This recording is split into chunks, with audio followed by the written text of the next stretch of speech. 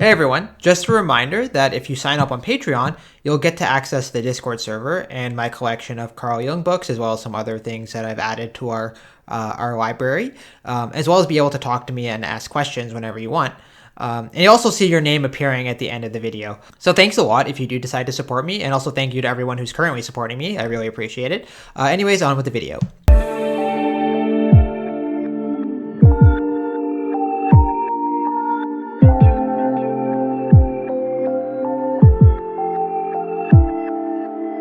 This flag here is the flag of the Tamil Tigers, and depending on who you are, they are either a ruthless terrorist organization or they are freedom fighters attempting to defend themselves from a racist and authoritarian government. Regardless, they're a separatist organization from the island of Sri Lanka, which is where my parents are from, by the way. Sri Lanka has two main ethnic groups: the Sinhalese, who are the majority and have lived there for longer, and the Tamils, who are a minority and are mostly concentrated in the north and east of the country. I'm of Tamil descent. Funny enough, one of you was able to somehow guess, based on my appearance and based on the way I talk, that I'm a Tamil-born Canadian from Scarborough, which I thought was pretty cool. But anyways, Tamils and Sinhalese differ in a lot of ways. They speak different languages, they have distinct cultures. Sinhalese people are mostly Buddhist and a few Christians, while Tamils are mostly Hindu, while also having a few Christians amongst them. The Tamil Tigers were formed when ethnic tensions, which started as discrimination against Tamils, eventually flared into riots and civil war. Their goal was to establish an independent province in the north, called Tamil Eelam, although they very often resorted to violence, both against Sinhalese civilians, but also against Tamil civilians who dissented. And horrific atrocities were committed by both sides of the conflict.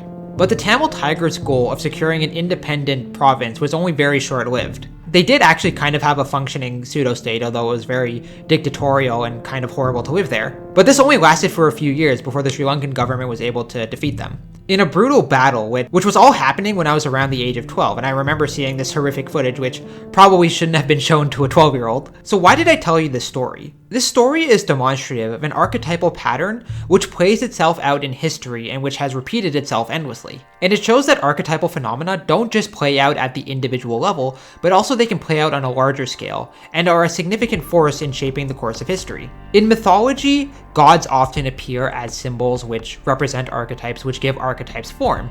But this metaphor is really apt because the archetypes are almost like these gods that secretly influence the course of humanity and almost predetermine our fate unknowingly until we know about them. And when we do know about these archetypal patterns, it gives us some ability to kind of prevent the trajectory they seem to be leading us towards. What I'm speaking about is the archetypal motif, which presents itself in mythology as the slaying of the father. I'll put the corresponding video about the origins and history of consciousness up in the cards. But to summarize, the father archetype is the inherent mechanism within our psyches which allows us to be influenced by an authority figure. And this has an influential role in shaping our psyches and in forming our egos. And in fact, your own ego acts as a kind of authority figure within your psyche. For instance, your ego is able to seize command of the rest of your unconscious and force yourself to do something, such as when you go to the gym.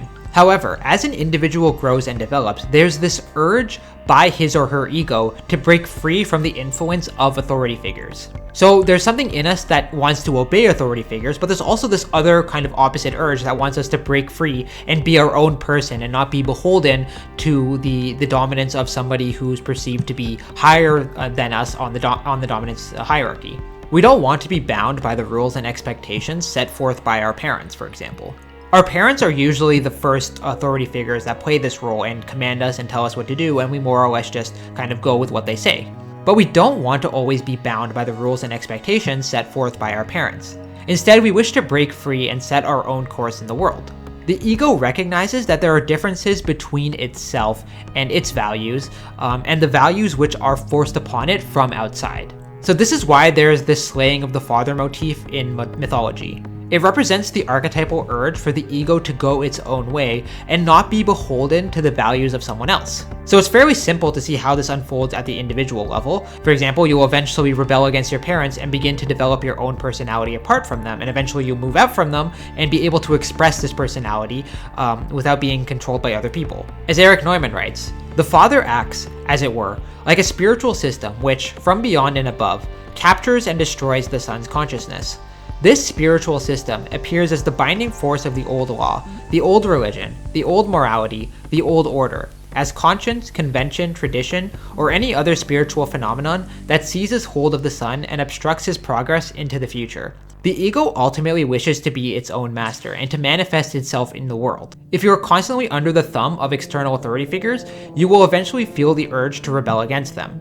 But this doesn't just happen to individuals, but to entire groups. In history, there are many examples of groups of people who feel distinct and unique and yet are under the dominion of another group. This often happens when empires expand and take over new lands and begin to impose their will and culture upon others. Oftentimes, these people have their own culture, language, religion, perhaps even they look different. And because they feel distinct, the desire for freedom manifests as an attempt to exert their own values and beliefs, often in rebellion against the ruling authority. Examples of this in history are innumerable. Take, for example, Irish republicanism.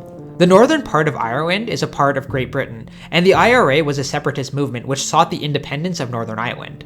The Irish have their own language, many of them are Catholics as opposed to the Protestants of England, and there are obviously historical tensions between the British and the Irish. Hence, the IRA attempted to gain their freedom through violence, and the British government responded with even more oppression.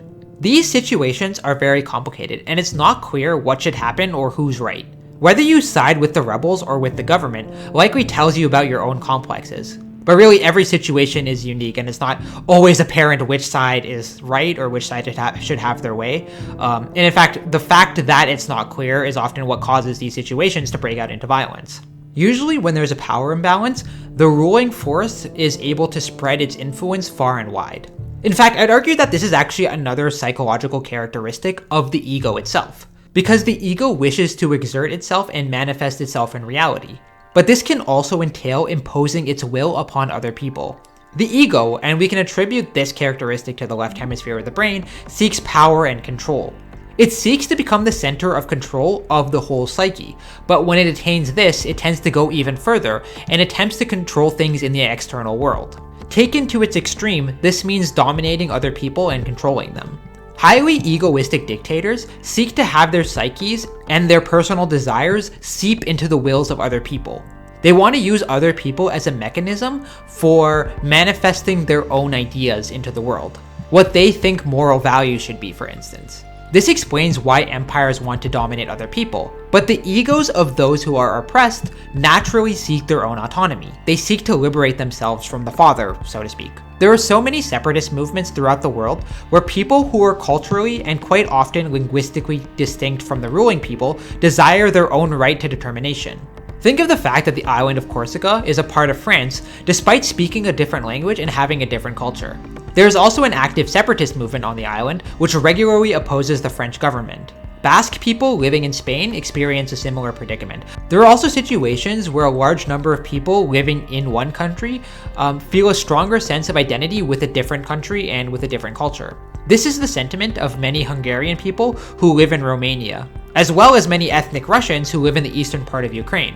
Interestingly enough, Ukraine broke off from the Russian Empire back when they wanted to rid themselves of the overlordship of the Tsar. So you can see how things constantly split and fracture based on the identity of the people who live in certain regions, and their desire to be rid of the influence of something they view as external and something which they view as not belonging to themselves, something which they don't identify with. There are many examples of active and very violent separatist movements, such as that in Balochistan. This is a region of Pakistan and Iran, which experiences a lot of terrorism, as many Balochi people don't identify as either Pakistani or Iranian. Bangladesh actually used to be a part of Pakistan, but it's super far from the rest of Pakistan, so naturally the Bengalis who lived there didn't see themselves as being Pakistani. In response to this, Pakistan attempted to exert their control by force. The rulers usually try very hard to maintain their rule, and when they do so through force, it can often become very violent. This also happened to Somali people living in Ethiopia and Igbos living in Nigeria.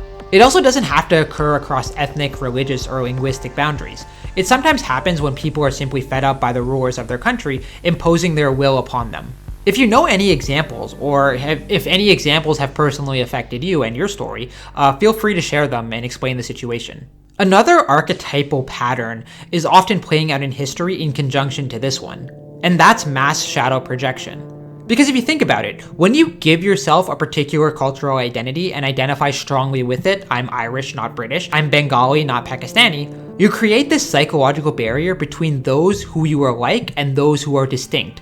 The ego does this at the individual level, but when this happens at the collective level, it can cause one group to project their shadows onto the other group, causing them to see each other as evil demons that need to be destroyed. The degree of shadow projection corresponds to the degree of cultural distinction. These tensions often escalate because it's hard for people who identify strongly with their groups to disentangle individuals from the groups to which they seemingly belong. This is kind of a very primitive mentality, but it's also a very natural human mentality to attribute the faults of an individual to the group to which they belong. So in the case of what happened in my country of Sri Lanka, a few disgruntled Tamils murdered some Sinhalese police officers. The Sinhalese responded by launching riots against Tamil civilians and robbing them of their possessions. The Tamils responded by forming military groups and assassinating Sinhalese civilians. When you shadow project at the collective level, you stop seeing individuals and you just see groups. And so the entire group bears the responsibility for the actions of individuals. It's very distressing to realize how many people think like this, but it also makes perfect sense because it's very archetypal. This is a very natural way to think. It's something that's built into our psychology. So it's not clear how to respond to this issue because it exists at the psychological level. Some governments go all in attempting to erase the identity of a different group.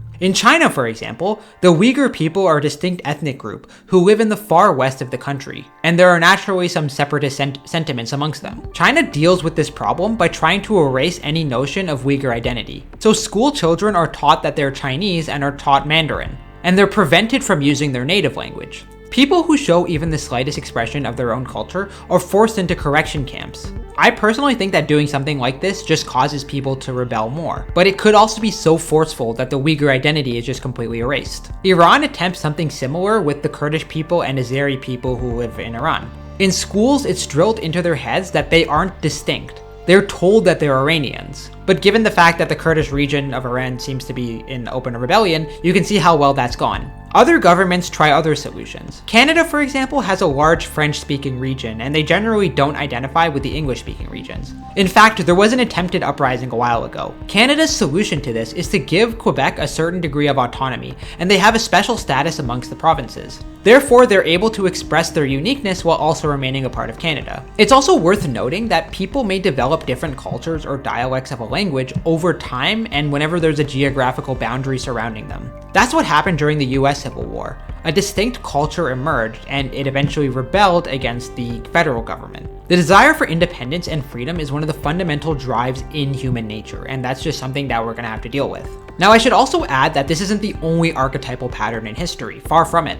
There are situations which play out in history which are better characterized by a different archetypal dynamic, which plays out in the drama of the psyche. For example, peace and reconciliation is something which also emerges. War isn't the only historical phenomenon, so is peace, and so are periods of peace. In fact, peace is historically atypical, but it's still achievable. And the drive within us that desires peace and reconciliation and understanding rather than division and hatred, it can be largely attributed to the archetypally feminine within us. Although that's quite complicated because the archetypally feminine can also be quite destructive. It just goes to show you that different archetypes play different roles in history. But the collective fight against the proverbial father is a major force in shaping the destiny of peoples and nations. It is one of the most significant archetypal patterns in history, and insofar as our psyches have an archetypal structure, we will probably be dealing with this for as long as humans exist. The only thing that can kind of prevent our archetypal destiny is consciousness, and consciousness of archetypes. Consciousness of the psychology of the unconscious